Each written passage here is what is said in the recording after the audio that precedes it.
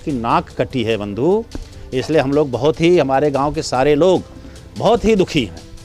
और जैसा कि अभी गुड्डू बाबू ने कहा कि यहाँ ये चर्चा, सामान्य जन में चर्चा कि भाई क्यों पढ़ाया जाए बहुओं को, इसीलिए ये बहुत महत्वपूर्ण प्रश्न उठ कर खड़ा हुआ है। परेशान है सर, हमारा बीपी हाई हो जाए, हम नहीं कुछ बोल पाएंगे, बस हमको क्षमा करिए सब बात। आलोक से बात करिए और सम्मत करिए, हमको प्रेस मत करिए। एसडीएम ज्योति मौर्य के बाद अब एक बहुत ही बड़ा सवाल पैदा होता है कि एक खबर बिहार से आ रही है। बिहार में एक शख्स है जिसने अपनी बीबी को पीसीएस की तैयारी कर रहे वापस बुला लिया।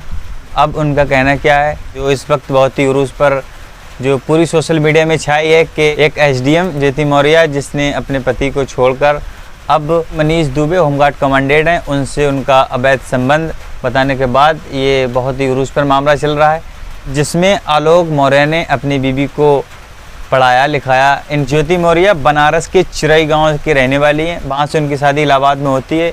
2010 में इनकी शादी होती है और उसके बाद 2015 में इनकी 2 बच्चे जुड़वा पैदा होते हैं, 2 लड़कियां पैदा होती हैं। अब उसके बाद इन्होंने अपने पति आलोक मौर्य से बोला कि हमको पढ़ाई करना है।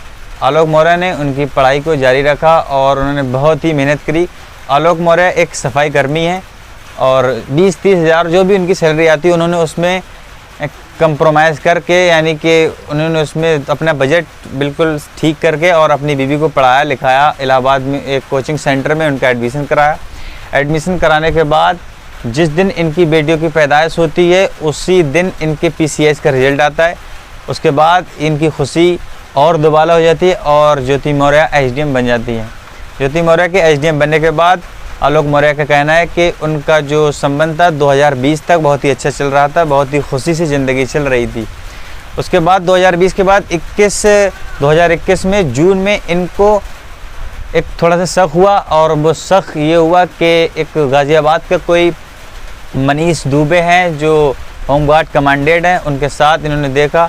वहाँ पर इनको शक तो हुआ लेकिन इन्होंने साफ बोला कि ये हमारे एक के गवर्नमेंट ऑफिसर है, इनके साथ हमारा उठना बैठना होता है। लेकिन उसके बाद इस शक में आलोक मौर्य इस चीज़ की इन्वेस्टिगेशन में लगे रहे। उसके बाद एक दिन ऐसा आता है कि लखनऊ जाकर आलोक मौर्य ने अपनी बीवी को मनीष दुबे के साथ देखा। ये साफ साफ कहना है। अब ये मामला बहुत ही उरूज पर है, जिसमें ज्योति मौर्य ने आलोक मौर्य पर दहेज जैसे कई कड़े आरोप लगाए, दहेज पीड़िता जैसे। अब उनका कहना है ज्योति मौर्य का कि अब वो अपने पति से डिवोर्स लेना चाहती हैं और उन्होंने इलाहाबाद हाई कोर्ट में अर्जी लगा दी। मामला ये निकल कर आता है कि इसका असर अब कहाँ तक देखने को मिला। इसका असर ऐसा हुआ कि वहीं पर आपको बता दें, खबर ये भी आ रही है जिसकी पुष्टि शायद हो सके, 136 पीसीएस जो तैयारी कर रही थी इलाहाबाद में, उनको उनके पतियों ने 136 महिलाओं को वापस बुला लिया है कि अब उनका कहना है कि हमको अपनी बीबी को ज्योति मौर्य नहीं बनाना है। एक सबसे ज़रूरी बात यहाँ पर निकल कर आती है जो है बिहार से। आपको बता दें कि उत्तर प्रदेश में एसडीएम ज्योति मौर्य मामला असर अब बिहार के बक्सर में भी देखने को मिला है, जहाँ पर पिंटू ने अपनी पति की कोचिंग सिर्फ इस डर से छुड़वा दी कि वो अब अपनी पति को ज्योति मौर्य की तरह नहीं बनने देना चाहते।